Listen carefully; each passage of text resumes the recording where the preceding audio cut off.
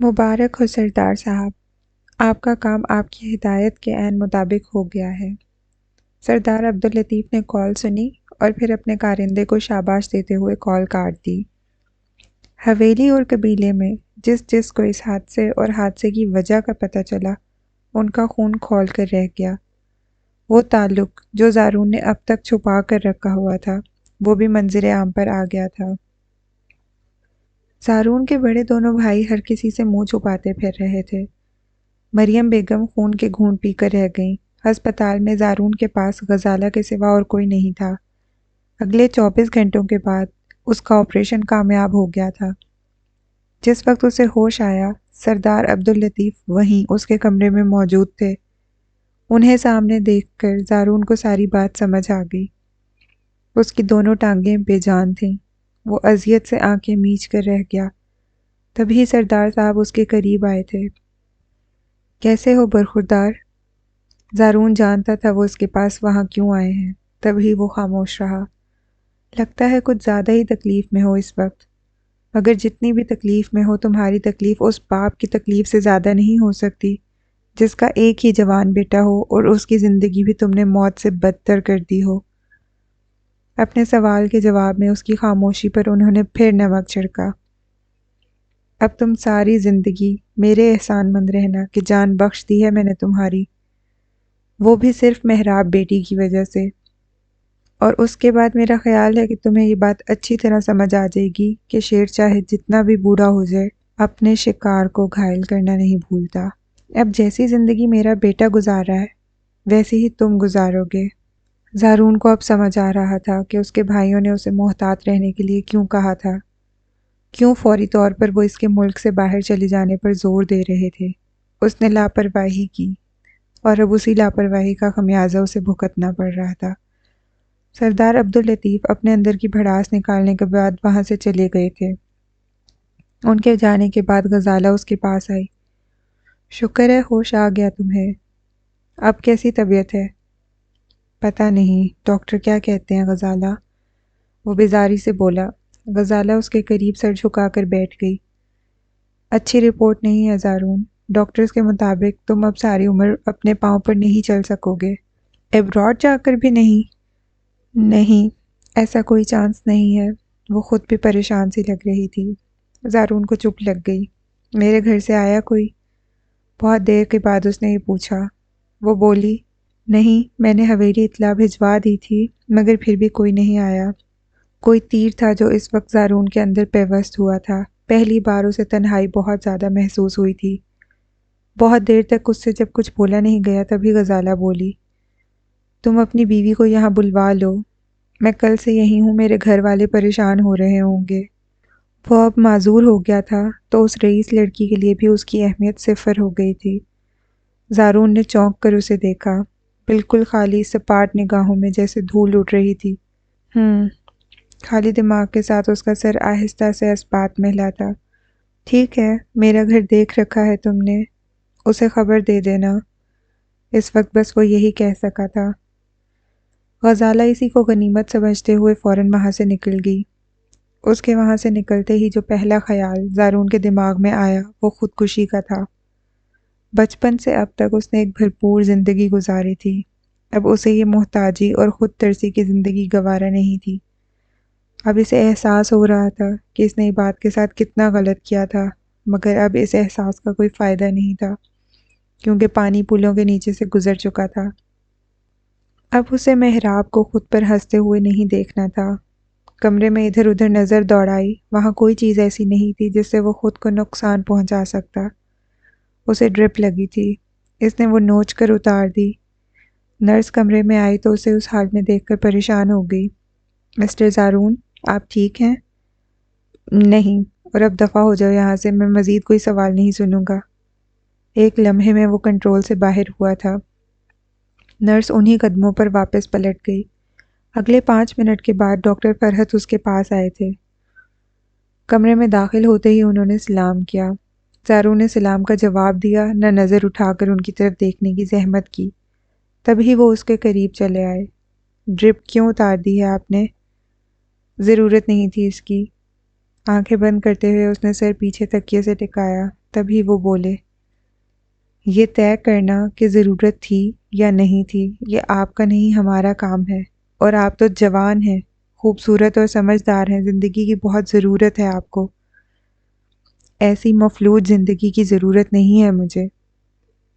ایسا نہیں کہتے، اللہ اپنے محبوب بندوں کو آزمائش کے لیے چنتا ہے، ان کا ایمان اور حوصلہ آزماتا ہے، جو اس کی آزمائش میں سرخ رو ہو جاتے ہیں ان کے لیے بڑا انعام ہے، اور جو اس آزمائش میں ہمت ہار دیتے ہیں وہ انہیں دنیا اور اس کی آسائشیں عطا کر دیتا ہے۔ ہو سکتا ہے آپ کو اللہ نے اس آزمائش کے ذریعے کچھ ایسا دینا ہو جس کا آپ تصور بھی نہ کر سکیں۔ مجھے ضرورت نہیں ہے کسی چیز کی، آپ پلیز یہاں سے چلے جائیں، فی الحال میں کسی سے بھی بات کرنے کے موڈ میں نہیں ہوں۔ اس کا موڈ بے حد خراب تھا۔ ڈاکٹر فرحت اپنا چشمہ ٹھیک کر کے رہ گئے۔ آپ غلط کر رہے ہیں مسٹر زارون، مایوسی کفر ہے۔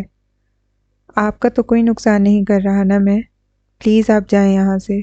اس بار وہ تلخ ہوا تھا۔ ڈاکٹر فرحت کو بے حد سب کی محسوس ہوئی، مگر وہ ضبط کر کے رہ گئے۔ ٹھیک ہے، آپ کو بتانا تھا کہ آپ کی رپورٹس میں نے لندن میں اپنے ایک دوست کو بھجوائی ہیں، وہ آپ کا کیس دیکھ رہا ہے۔ جیسے ہی کوئی اچھی خبر آئی میں آپ کو بتاؤں گا، تیار رکھیے گا خود کو۔ اپنی بات مکمل کرنے کے بعد وہ کمرے سے نکل گئے تھے۔ زارون ان کے جانے کے بعد کتنی ہی دیر نہ جانے ایک انجان سی کیفیت میں لیٹا رہا۔ ساری رات ایک عجیب بے چینی اس کی نظر ہو گئی۔ صبح ڈاکٹر فرحت معائنے کے لیے آئے تو اس نے خود انہیں مخاطب کیا۔ آپ سے کچھ پوچھنا تھا ڈاکٹر صاحب۔ وہ جو اس کی فائل پڑھ رہے تھے فوراً اس کے چہرے کی طرف متوجہ ہوئے۔ جی پوچھیے۔ کیا میں ٹھیک ہو سکتا ہوں؟ زندگی میں دوبارہ کبھی اپنے پاؤں پر چل سکتا ہوں؟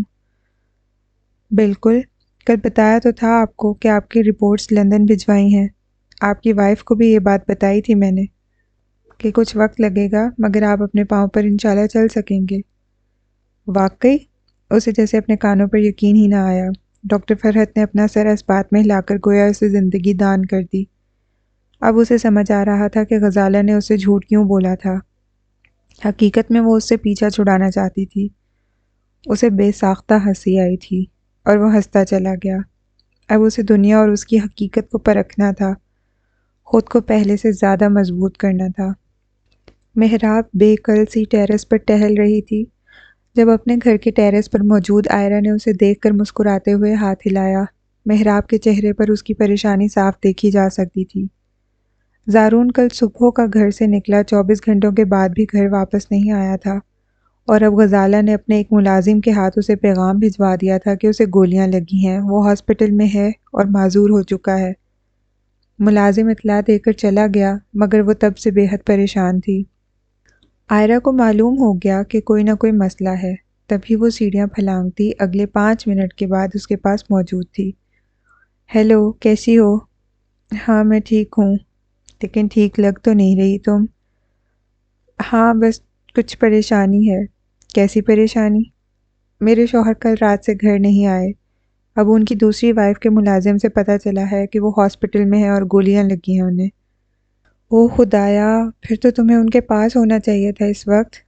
کیسے جاؤں؟ سوائے میرے شوہر کے میرا یہاں کسی کو نہیں پتہ، نہ کوئی رابطہ ہے کسی سے۔ اچھا چلو میں لے کے چلتی ہوں، ہاسپٹل کا پتہ ہے تمہیں؟ ہاں ایڈریس دے کر گیا ہے ملازم، ساتھ ہی یہ پیغام بھی دے گیا ہے کہ میں رکشہ کر کے چلی جاؤں، مگر مجھے کچھ سمجھ نہیں آ رہا میں کیا کروں۔ کچھ نہ کرو، تم میرے ساتھ چلو، بات کی بعد میں دیکھی جائے گی۔ آئرہ نے اس کے ساتھ تکلف کی دیوار گرا دی۔ محراب کو مجبوراً اس پر بھروسہ کرنا پڑا۔ وہ اس کے ساتھ ہاسپٹل پہنچی تو زارون سو رہا تھا۔ آئرہ ڈاکٹر فرحت سے ملی اور ان سے زارون کے متعلق ساری معلومات لے کر وہ کوریڈور میں محراب کے پاس آ بیٹھی۔ ٹانگ میں گولیاں لگی ہیں تمہارے شوہر کو۔ موصوف اپنی بیوی کے ساتھ کسی مال میں تھے جب کسی لڑکے نے ان کی دوسری بیوی کو چھیڑ دیا اور یہ ہیرو بن کر اس سے الجھ پڑے۔ وہ کافی زیادہ لڑکے تھے اور پھر اسلحہ بھی تھا ان کے پاس، تو لڑائی میں زخمی کر کے چلے گئے۔ مختصر الفاظ میں اس نے ساری روداد اسے کہہ سنائی۔ محراب مضطرب سے سر جھکا کر بیٹھی رہی۔ کیا یہ سب ڈاکٹر نے بتایا ہے تمہیں؟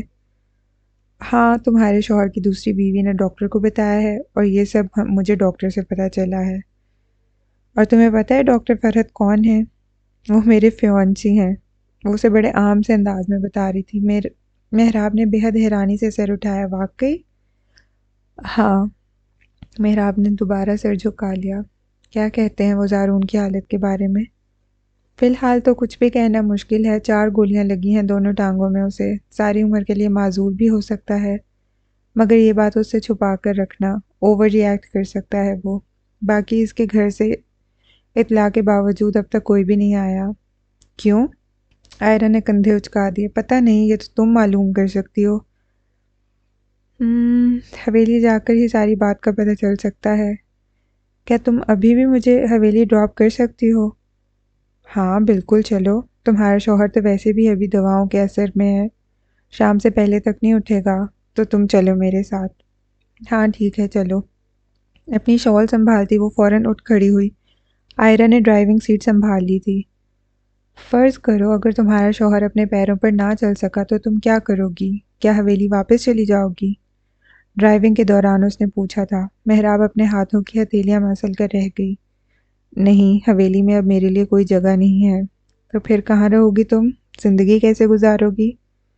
پتہ نہیں، میں نے ابھی اس کے بارے میں کچھ نہیں سوچا۔ چلو کوئی بات نہیں، پہلے حویلی سے ہو آؤ، پھر اس موضوع پر بات کریں گے۔ گاڑی حویلی کے راستے پر ڈالتے ہوئے آئرا نے بات ختم کر دی۔ محراب تمام راستے کھڑکی سے باہر خاموش بیٹھی دیکھتی رہی۔ اس کا دل عجیب وسوسوں کا شکار ہو رہا تھا، کچھ سمجھ میں نہیں آ رہا تھا وہ کہاں جائے، کیا کرے۔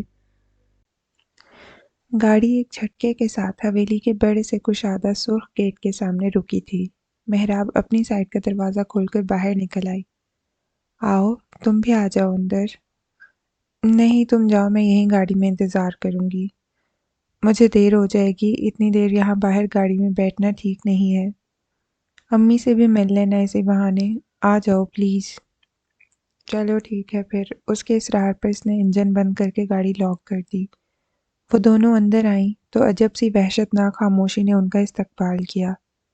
شیشے کی مانند صاف شفاف سرخ حویلی میں سوائے پرندوں کی چہکار کے اور کچھ سنائی نہیں دے رہا تھا۔ محراب قدرے پریشان سی تیز قدم اٹھاتی اپنے پورشن میں آ گئی۔ مریم بیگم اپنے بستر میں دبکی تیز بخار میں جل رہی تھیں۔ وہ بے چین ہو گئی۔ امی؟ اس کی پکار پر انہوں نے فوراً سے آنکھیں کھول دی تھیں۔ محراب میرا بچہ، تم کب آئیں؟ بازو اس کی کمر کے گرد حائل کرتے وہ فوراً اٹھ بیٹھیں۔ تبھی آئرا نے بھی آگے بڑھ کر ان کے سامنے سر جھکا دیا تھا۔ السلام علیکم آنٹی، میں آئرا ہوں، محراب کی دوست اور پڑوسن۔ اپنے تعارف کا مرحلہ اس نے خود ہی نپٹا لیا۔ محراب کی پیشانی پہ بوسہ لیتی مریم بیگم اس کی جانب متوجہ ہوئیں اور مسکرا دیں۔ جیتی رہو بیٹی۔ اس کو بھی آگے بڑھ کر انہوں نے گلے لگایا۔ آئرا کو بے حد اچھا لگا۔ بخار کب سے ہو گیا آپ کو؟ محراب نے ان سے پوچھا۔ انہوں نے جواب دیا، بخار تو اکثر رہتا ہے بیٹے، پرسوں کپڑے کافی جمع ہو گئے تھے، بس جب سے وہ دھوئے ہیں یہ بخار جان ہی نہیں چھوڑ رہا۔ آپ نے کیوں دھوئے ہیں کپڑے؟ ملازم کہاں گئے سارے؟ وہ حیران بھی ہوئی اور غصے بھی۔ مریم بیگم نظر چرا گئیں۔ بس بیٹے، ملازموں کو اور بھی 100 کام ہوتے ہیں۔ بخار کی دوا لی ہے آپ نے؟ ہاں منگوائی تھی، اتر جاتا ہے پھر ہو جاتا ہے۔ اور کچھ کھایا ہے کہ وہ بھی نہیں کھایا؟ کھایا ہے، کھچڑی بنا کر دے گئی تھی زینب۔ تم کہو نا کیسے آنا ہوا؟ زارون کہاں ہے اب؟ آپ کو پتہ ہے زارون کا؟ وہ حیران ہوئی۔ مریم بیگم نے اس بات میں سر ہلا دیا۔ ہاں، عبداللطیف بھائی نے بتایا تھا، یہاں حویلی میں سب کو معلوم ہے۔ تو پھر ہسپتال کیوں نہیں گیا کوئی اس کے پاس؟ اس نے جب پوچھا تو ایک ملازم وہاں چلا آیا۔ محراب بی بی آپ کو سردار صاحب بلا رہے ہیں۔ اس کا دل دھڑکا۔ اس نے مریم بیگم کی طرف دیکھتے ہوئے وہ اٹھی تھی۔ میں ابھی آتی ہوں امی۔ آئرا آپ بھی ابھی امی کے پاس بیٹھے، میں چچا جان کی بات سن کر آتی ہوں۔ ملازم کے پیچھے پیچھے وہ سست قدموں سے چلتی سردار عبداللطیف کے پورشن میں آ گئی۔ سردار صاحب اس وقت اپنے کمرے میں صوفے پر براجمان سیب چھیل رہے تھے۔ وہ سلام کرتی ہوئی پاس بیٹھ گئی۔ آپ نے مجھے بلایا چچا جان؟ ہاں، زارون کے بارے میں بات کرنی تھی تم سے بیٹے۔ دیکھو محراب، میرے مرحوم بھائی کی بیٹی ہو تم، جان سے پیاری ہو مجھے، مگر ایک بات اچھی طرح جان لو، لال حویلی میں زارون کے لیے کوئی جگہ نہیں ہے۔ اس کا جو کردار ہے، میں اپنے بیٹے کو بھی اس کے یہاں میں ہونے سے محفوظ نہیں سمجھتا۔ نایاب اور تم پہلے ہی اس کے شیطانی دماغ کی بھینٹ چڑھ چکی ہو۔ اب بھی سارے زمانے میں ہمارے چہروں پر کالک ملنے میں اس نے کوئی کسر نہیں چھوڑی۔ اس نے تو جب تک تم اس شخص کے نکاح میں ہو اس حویلی میں تمہارے لیے بھی کوئی جگہ نہیں۔ اس سے کہو فارغ کرے تمہیں، تاکہ میں تمہارے سرپرست کی حیثیت سے کسی اچھے انسان کے ساتھ دوبارہ شادی کروا سکوں۔ میری بات سمجھ آ رہی ہے نا تمہیں بچے؟ جی چچا جان۔ اپنے سوال کا جواب اسے سردار عبداللطیف کی زبان سے مل گیا تھا۔ شاباش، چلو جاؤ اب۔ نہایت شفاقی سے بنا اس کے جذبات کا احساس کیے اسے اپنا فیصلہ سنا کر وہ دوبارہ اپنے کام میں مشغول ہو گئے تھے۔ محراب بے حد بوجھل دل کے ساتھ وہاں سے اٹھائی۔ وہ اچھی طرح جان گئی تھی کہ سردار عبداللطیف نے زارون سے اپنے بیٹے کا بدلہ لیا ہے اور اب وہ اس کی شادی ختم کر کے دوبارہ سے اس کا نکاح اپنے بیٹے سے کروانا چاہتے تھے۔ کیا ہوا ہے؟ کیا کہہ رہے تھے سردار صاحب؟ آئرہ نے اس کا لٹکا ہوا چہرہ دیکھ کر پوچھا۔ وہ آہستہ سے نفی میں سر ہلا گئی۔ کچھ نہیں، لیکن تمہارا چہرہ تو کوئی اور کہانی سنا رہا ہے۔ وہ اس کے جواب سے مطمئن نہیں تھی۔ محراب مریم بیگم کے پہلو میں بیٹھ گئی۔ ہمارا اس حویلی سے دانہ پانی ختم ہو گیا ہے امی۔ اب آپ بھی وہیں رہیں گی جہاں میں رہوں گی۔ آئرہ کو اس کے سوال کا جواب بھی مل گیا۔ مریم بیگم کی آنکھیں بھر آئیں۔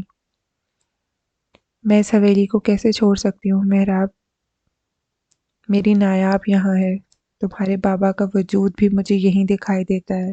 جانتی ہوں امی، لیکن کیا آپ مردہ رشتوں کے لیے اپنی زندہ بیٹی کے بغیر رہ سکیں گی؟ اسی لیے کہہ رہی ہوں اب آپ میرے ساتھ رہیں گی بس۔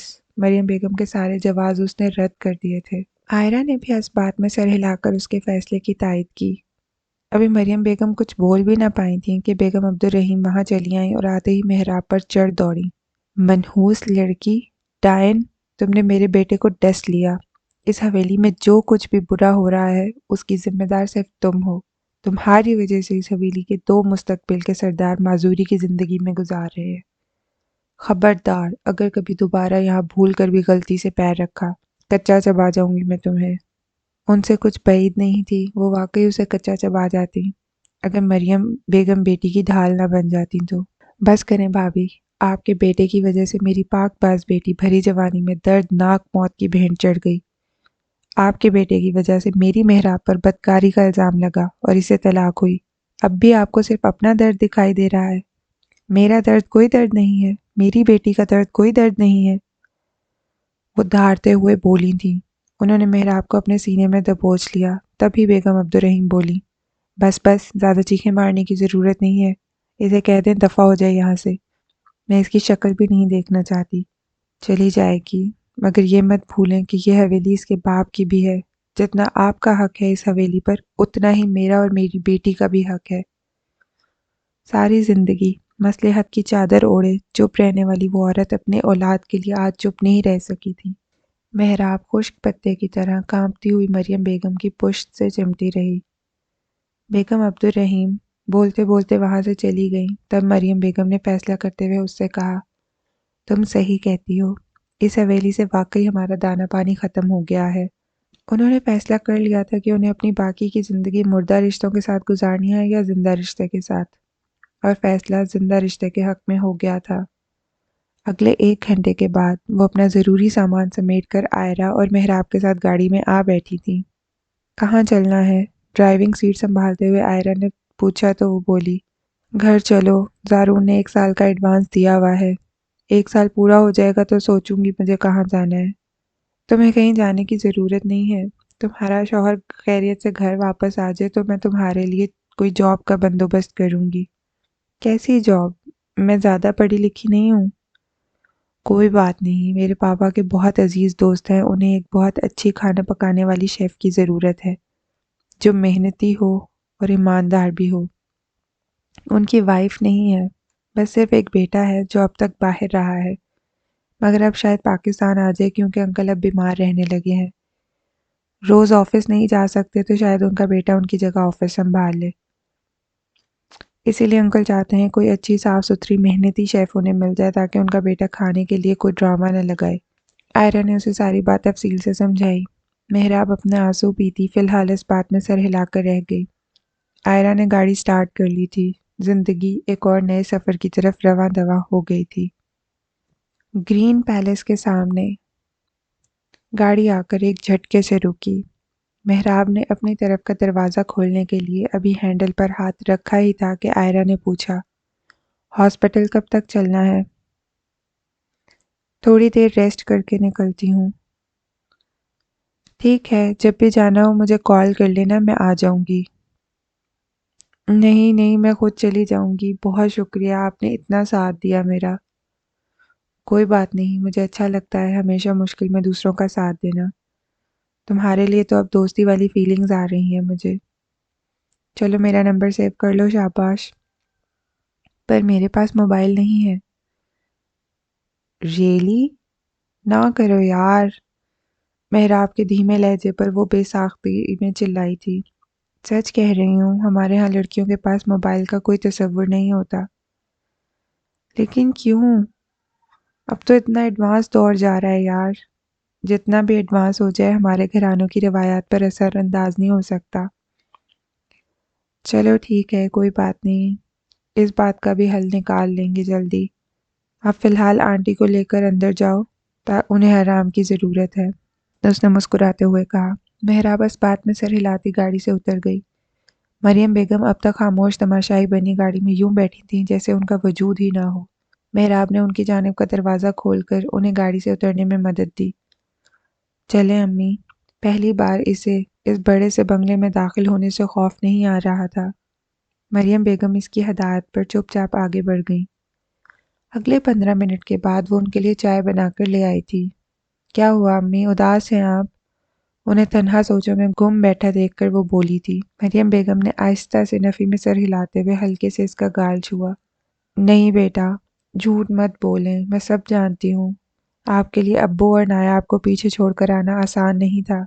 ہاں، مگر تمہیں چھوڑ دینا بھی آسان نہیں تھا۔ ہم ایک دوسرے کے ساتھ یہاں خوش رہیں گے امی۔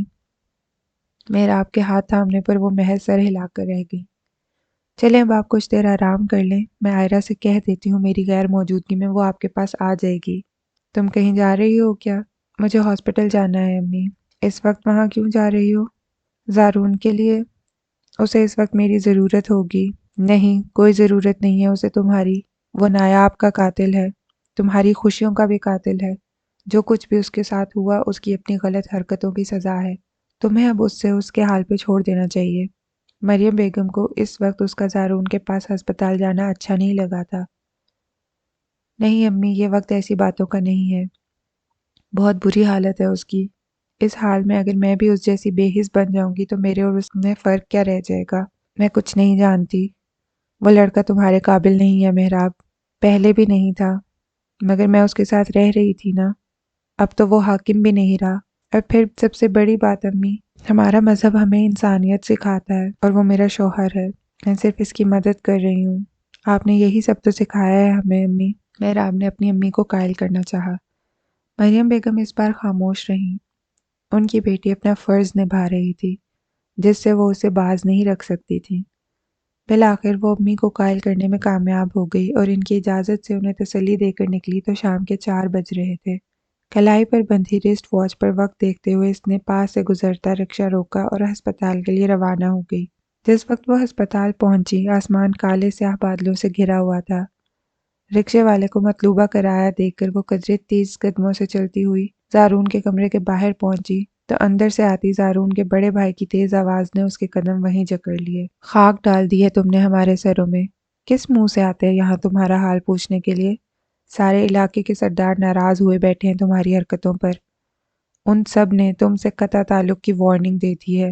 اسی صورتحال کو دیکھتے ہوئے تم سے کہا تھا کہ دفع ہو جاؤ یہاں سے، کہیں چلے جاؤ، اور جب تک یہاں ہو احتیاط سے کام لو، مگر نہیں، تمہیں تو عادت ہے نا رنگ برنگی تتلیوں کے ساتھ ادھر ادھر جھک مارنے کی۔ دیکھ لیا اس لاپرواہی کا نتیجہ، پڑے رہنا ساری زندگی اس بستر پر لاوارثوں کی طرح۔ کسی کے پاس اتنا وقت نہیں ہے کہ تمہارے زخموں پر مرہم رکھے۔ اسی لمحے محراب کے دل کی دھڑکن تیز ہوئی تھی۔ بس یہی سب کہنے آئے تھے یہاں؟ زارون نے ایک گہری سانس لیتے ہوئے کہا۔ نہیں، ویسے تو تمہیں جوتے مارنے آیا تھا، مگر تمہاری حالت ایسی نہیں ہے، اسی لیے زبانی کلامی کام چلا رہا ہوں۔ وہ جو اپنی عیاشی کے لیے عورت رکھی ہوئی ہے ابھی کے ابھی فارغ کرو اسے، پھر تمہارے بارے میں بھی سوچتے ہیں کیا کرنا ہے۔ آپ کو کچھ کرنے کی ضرورت نہیں ہے بھائی، وہ لڑکی اب خود ہی مجھ سے جان چھڑا رہی ہے۔ चलो ये तो बहुत अच्छी बात है, तुम भी उसे अपनी जान छुड़ा लो। लेकिन इस बार ज़ारून ने भाई की बात का कोई जवाब नहीं दिया। बाहर दरवाजे के करीब खड़ी मेहराब खून के घूंट पीकर रह गई। चलो ठीक है, अब चलता हूँ मैं, किसी चीज़ की ज़रूरत हो तो बता देना। तभी मेहराब के वजूद में कदम आगे बढ़ाने की जुर्रत पैदा हुई थी। अस्सलाम वालेकुम। उसके सलाम पर ज़ारून और लाला दोनों ने चौंक कर उसे देखा। वालेकुम अस्सलाम, कैसी हो? उसके सर पर भारी हाथ रखते हुए लाला ने उसकी खैरियत दरियाफ्त की। मेहराब सर झुकाए खड़ी रही। मैं ठीक हूँ लाला, आप कैसे हैं? करम है अल्लाह पाक का। ऐसा है कि मुझे अभी ज़रूरी काम है, मैं चलता हूँ। तुम ज़ारून का ख्याल रखो, अभी ये जिस हाल में है इसे तुम्हारी ज़रूरत है। जो भी इसने तुम्हारे साथ किया उसे भूल जाओ। बस इतना याद रखो कि शौहर है तुम्हारा और इसका ख्याल तुमने रखना है। मैं तुमसे राब्ते में रहूँगा। और हाँ, तुम्हें इस वक्त बिल्कुल भी परेशान होने की ज़रूरत नहीं है। जी लाला। लाला की लंबी चौड़ी हदायत के जवाब में वो महज यही कह सकती थी। जवाब में वो उसका सर थपथपाते हुए बाहर निकल आई। मेहराब ने देखा ज़ारून का चेहरा काफ़ी पीला और बेरौनक सा हो रहा है। आंखों की चमक भी मांद पड़ गई थी, शायद उसका बहुत ज़्यादा खून बहा था। अब कैसी तबीयत है? बिस्तर पर उसकी पाँव की तरफ बैठते हुए उसने ज़ारून से नज़र मिलाई, मगर वो नज़र चुरा गया। ठीक हूँ, बड़ी जल्दी याद आ गया तुम्हें आना। इसके यूं तंज करने पे वो मुस्कुरा दी। सुबह आई थी, मगर तुम दवाओं के ज़ेरे असर सो रहे थे। किसके साथ आई थी? सवाल ऐसा था कि चंद लम्हों तक वो कुछ न बोल सकी। गजाला आई थी? चंद लम्हों की खामोशी के बाद उसने पूछा। मेहराब का सर नफ़ी में हिल गया। नहीं, मुलाजिम को भेजा था उसने, उसी से पता चला। तुम्हें तो खुशी हो रही होगी, तुम्हारी बद्दुआएं रंग ले आईं। जाने वो उसके अंदर से क्या खोजना चाह रहा था। मेहराब की नज़र फिर उसकी नज़रों से उलझ गई। तुम्हारी तरह खुदगर्ज नहीं हूं मैं। अच्छा, फिर मेरी हमदर्दी में आई हो यहाँ? नहीं, मेरी नज़र में तुम किसी हमदर्दी के लायक भी नहीं हो। तुम्हारी नज़र में तो मैं मोहब्बत के लायक भी नहीं हूँ। हाँ, फिर किस लायक हूँ मैं? अल्लाह बेहतर जानता है, जैसा करोगे वैसा भरोगे। अच्छा, यानी मैंने जो इबाद के साथ किया उसी की सज़ा है ये? बिल्कुल, उसी की सज़ा है। फिर क्या चाहती हो, जाकर माफ़ी मांगो उससे? मांगनी तो चाहिए, बकवास बंद करो अपनी। उसे गुस्सा आया तो मेहराब रुख फेर गई। क्या कहते हैं डॉक्टर, कब तक फारिग करेंगे तुम्हें? तुम क्यों पूछ रही हो ये? इबाद के जिक्र पर उसका लहजा तल्ख हो गया था। मेहराब खामोशी से उसे देखती रह गई। कोई वजह नहीं, वैसे ही पूछा है। अभी 4-5 दिन लगेंगे। तुम चाहो तो यहीं रुक सकती हो। अकेली नहीं रह सकती ना तुम वहाँ। अकेली नहीं हूँ मैं, अम्मी साथ है मेरे। वो कब आई हैं? आज सुबह लेकर आई हूँ मैं। लाल हवेली में अब उनकी और मेरी कोई जगह नहीं रही। क्यों? चचा जान ने मना कर दिया है, जब तक तुम्हारे निकाह में हूँ मेरा हवेली में दाखला बंद है। हाँ, अच्छी बात है। मेरे बगैर तुमने उधर जाकर करना भी क्या है? अब तो चची भी नहीं है वहाँ। अच्छा किया उन्हें यहाँ ले आई। हाँ, मगर मेरे बाबा और बहन की कब्रें हैं वहाँ। तो क्या हुआ? कब्रों के साथ जिंदगी बसर नहीं होती। तुम कितने बेहिस इंसान हो ज़ारून। हाँ, ऐसा ही हूँ मैं। वो महज उसे देख कर रह गई थी। तुम चची के साथ घर रहोगी तो यहाँ मेरी देखभाल कौन करेगा? वो अब भी अपना ही सोच रहा था। मेहराब, जो सारे रास्ते ये सोचती आई थी कि वो अंदर से टूट चुका होगा, गमज़दा होगा, उसका सामना नहीं कर सकेगा, तो ऐसा कुछ भी नहीं था। उस हादसे ने ज़ारून के रवैये में कोई तब्दीली नहीं की थी। पता नहीं। क्या मतलब पता नहीं? मैं शौहर हूँ तुम्हारा, मेरा हक है तुम पर। तो क्या करूँ, अपनी माँ को अकेला छोड़ दूँ? तुम अपने पास अपनी दूसरी बीवी को क्यों नहीं बुला लेते? वैसे भी तुम्हारे साथ उसी की वजह से हुआ है ये सब। उसने अपनी बात पर जोर देते हुए कहा। उसकी वजह से नहीं, तुम्हारी वजह से। ना तुम इबाद को घर बुलाती, ना मुझे गुस्सा आता और ना ये सब होता। मैंने घर नहीं बुलाया था उसे। अच्छा, फिर उसे इल्हाम हुआ था कि तुम्हें वहां रखा हुआ है मैंने? ज़ारून ने गुस्से से कहा। ये तुम उसी से पूछना। उससे पूछने का ही तो बदला लिया चचा ने मुझसे। क्या मतलब? छोड़ो, मतलब तुम्हें क्या लेना देना है किसी मतलब से? उसने बेजारी से कहा। मेहराब ने कोई जवाब नहीं दिया। चंद लम्हों की खामोशी के बाद उसने पूछा, लाला क्या कह रहे थे? کچھ نہیں. کیا تمہاری دشمنی تھی کسی کے ساتھ؟ ہاں، محراب عبد الکریم کے ساتھ. محراب کی آنکھوں میں دیکھتے ہوئے اس نے کچھ اس انداز سے کہا کہ وہ اسے دیکھ کر رہ گئی. تم ساری زندگی نہیں سدھر سکتے، کبھی بھی نہیں. سدھر کے کرنا بھی کیا ہے؟ تمہاری نظروں میں تو ہمیشہ برا ہی رہوں گا میں. تمہیں فرق پڑتا ہے اس بات سے کہ میری نظروں میں تمہاری کیا حیثیت ہے؟ نہیں. تو پھر میرے بارے میں سوچنا چھوڑ دو. تمہیں کس نے کہا ہے میں تمہارے بارے میں سوچتا ہوں؟ وہ لطف اندوز ہوتا ہوا اسے چڑھا رہا تھا. محراب اسے گھور کر رہ گئی. چلو کروٹ بدلاؤ، مجھے ایک ہی سائڈ پر لیٹے لیٹے تھک گیا ہوں میں، اس نے حکمیہ انداز میں کہا. نرس کو بلا کر لاتی ہوں میں. کیوں، تمہیں کیا مسئلہ ہے؟ مسئلہ کوئی نہیں ہے، ابھی زخم تازہ ہے، احتیاط بہتر ہے. سہولت سے کہتی وہ کمرے سے نکل آئی. تقریباً 5 منٹ بعد نرس نے اسے کروٹ بدلا دی، ساتھ ہی نیند کا انجیکشن بھی دے دیا. وہ سو گیا تو محراب ڈاکٹر سے مل کر گھر آ گئی. مریم بیگم سو رہی تھی. محراب نے ان کی نیند خراب کرنا مناسب نہ سمجھا اور رات کے کھانے کی تیاری میں مصروف ہو گئی. ابھی آٹا گوندھ کر رکھا ہی تھا کہ آئرہ چلی آئی. السلام علیکم. بلند آواز میں سلام کرتے ہوئے وہ کچن میں آ گئی. محراب نے آٹا ڈھانپتے ہوئے پیچھے پلٹ کر دیکھا، پھر اس کے سلام کا جواب دیتے ہوئے آٹا فریج میں رکھ دیا. کیسی ہو، ہاسپٹل نہیں جانا؟ آئرہ نے پوچھا، لیکن وہ جواب دینے کی بجائے مسکرا دی. ٹھیک ہوں اور ہسپتال سے ہو کر آ گئی ہوں. واقعی؟ جی ہاں. یہ تو کمال کر دیا تم نے، بتایا ہی نہیں.